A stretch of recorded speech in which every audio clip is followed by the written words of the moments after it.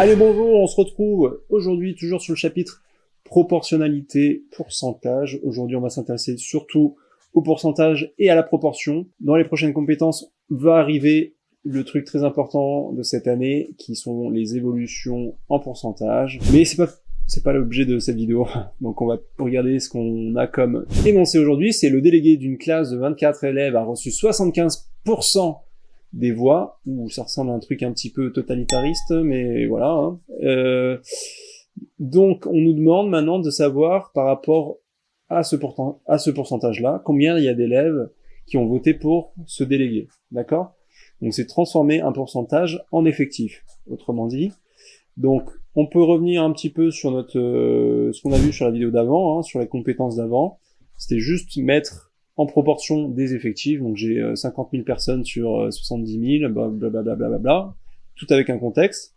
Ici, c'est plutôt, on nous donne le résultat qu'on calculait avant, ok? Donc on a déjà le pourcentage. Là, on a, voilà, c'est le résultat de B sur A fois 100. Donc je vous rappelle que B, c'est la sous-population de A, c'est quelque chose qui est compris dans A, et les 75% d'élèves sont compris dans la classe, ils sont bien dans la classe, on est d'accord.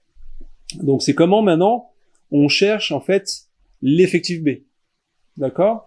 Donc je vais vous donner directement la solution, en fait le calcul à faire, et après on va revenir à cette histoire de B sur A fois 100, pour ceux qui ont envie de comprendre d'où ça vient. Donc, parce que c'est très simple en fait, donc pour ceux qui se laissent un peu dissiper, un petit peu perturbés par tous les éléments, on va le faire tout de suite.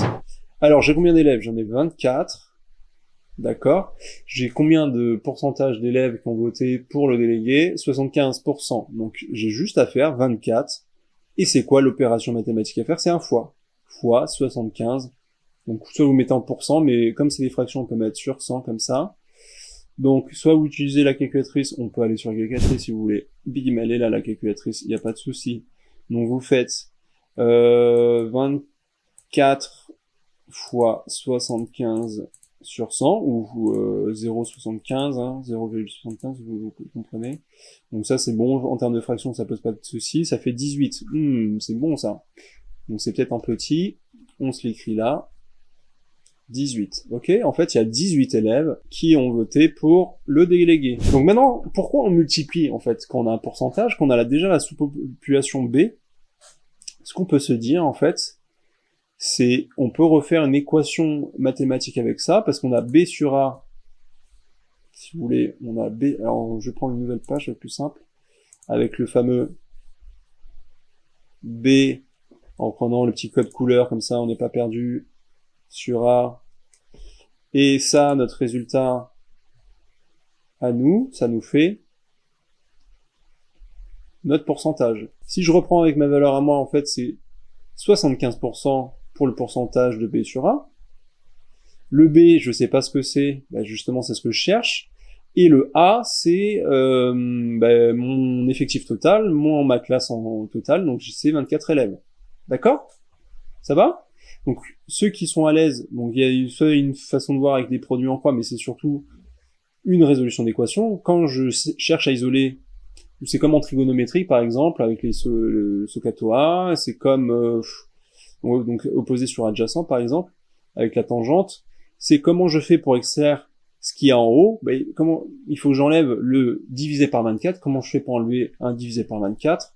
Je multiplie par 24. Voilà.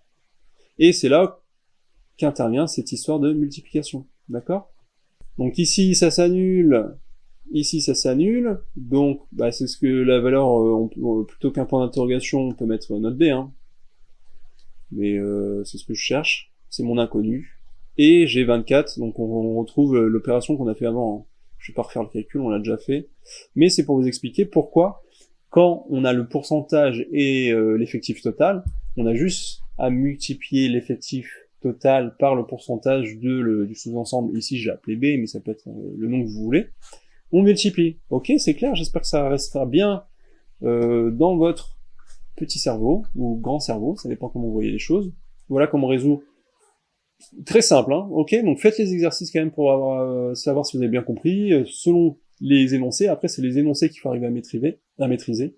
Mais normalement, cette compétence, elle doit être acquise et on doit s'en souvenir chaque année, bien sûr, hein. On n'oublie pas d'une année à l'autre. Allez, je vous dis à bientôt. On fait d'autres vidéos, d'autres compétences. On va bientôt attaquer maintenant les évolutions. Une augmentation de 20%, une diminution des soldes, par exemple, de 50%. Qu'est-ce que ça fait? Est-ce que je prends la valeur initiale, la valeur finale, etc. On voit ça tout de suite.